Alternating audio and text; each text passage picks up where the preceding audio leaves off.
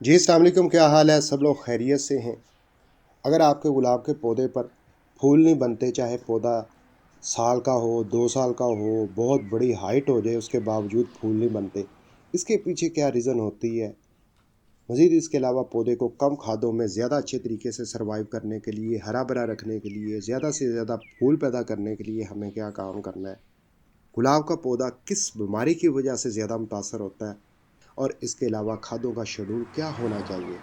इस वीडियो में मुकम्मल इन्फॉर्मेशन ये सारे पॉइंट्स मैं आपसे शेयर करूंगा। उससे पहले छोटी सी रिक्वेस्ट है, चैनल को सब्सक्राइब और इस बेल आइकन पर ज़रूर प्रेस करें ताकि हमारी हर वीडियो का नोटिफिकेशन आप तक पहुंच सके।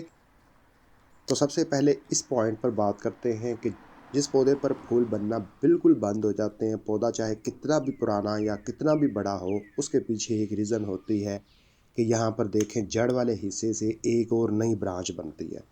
इंटरप्ट करने के लिए मुआज़रत चाहता हूँ। मुझे बस यही कहना था कि वीडियो को लाइक और चैनल को सब्सक्राइब कर लें।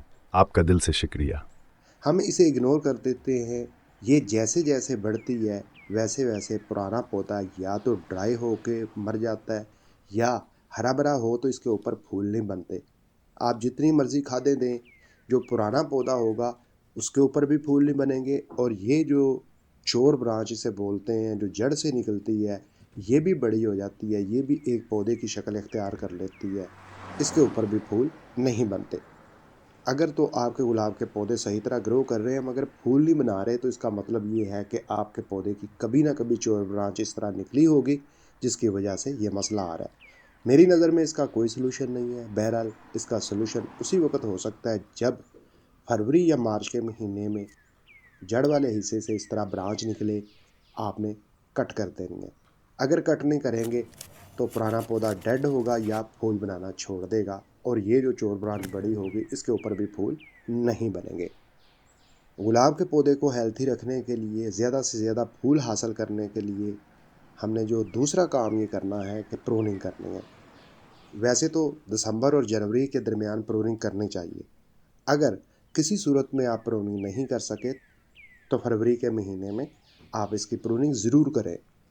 जो ब्रांचेस ड्राई हो चुकी हैं, मुकम्मल तौर पर खुश्क है, फंगस का शिकार है, उन्हें कट कर दें। जो पौधे से बेडब्बी बाहर फैली हुई है उन्हें कट कर दें। जो ऊपर से पौधे की जो हाइट है उसे कंट्रोल करने के लिए आप ऊपर वाले हिस्से को भी प्रून कर सकते हैं। प्रूनिंग करने का ये फ़ायदा होता है, एक तो पौधा कंट्रोल में रहता है, खूबसूरत दिखाई देता है, कम खादों से सर्वाइव करता है, और दूसरे नंबर पर नई ब्रांचेज़ और नई पत्तियां बनती रहती हैं जिससे पौधे के ऊपर फूलों की जो मकदार है उसमें भी बेशुमार इजाफा होता है। इसी तरह तीसरे नंबर पर जो ज़रूरी है, पूरा साल ही काम ये करना चाहिए, वो है स्प्रे का। स्प्रे कीड़े मार भी है और पौधे की अच्छी ग्रोथ के लिए भी कुछ फोलियर स्प्रे होते हैं। मगर हमने गुलाब के पौधे को हेल्थी रखने के लिए ऐसा स्प्रे करना है जो फंगस का खात्मा करे, क्योंकि गुलाब का पौधा जब भी मुतासर होगा फंगस की वजह से मुतासर होगा। तो लिहाजा प्रूनिंग करने के बाद तो 100% आपने फौरी तौर पर फंगसाइड स्प्रे करना ही करना है।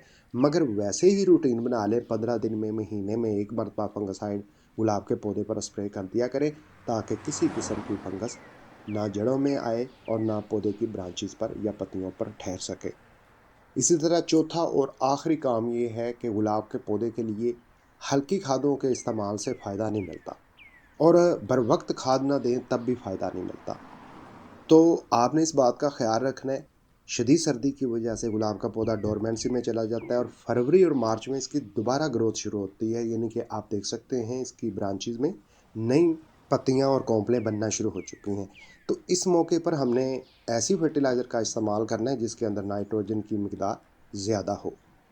फिर इसके बाद हमने क्या करना होता है, ऐसी खाद का इस्तेमाल करना होता है जिसके अंदर पोटाशियम या फास्फोरस की क्वांटिटी ज़्यादा हो। अगर ऑर्गेनिक की बात की जाए कि पोटाशियम किससे हासिल करें, तो वो बनाना पील है। फास्फोरस ओनियन पील से हासिल कर सकते हैं। मज़ीद इसके अलावा आप केमिकल में डीएपी फर्टिलाइज़र का भी इस्तेमाल कर सकते हैं या दीगर बहुत सी खादें हैं जिनका आप इस्तेमाल करके फ़ायदा उठा सकते हैं।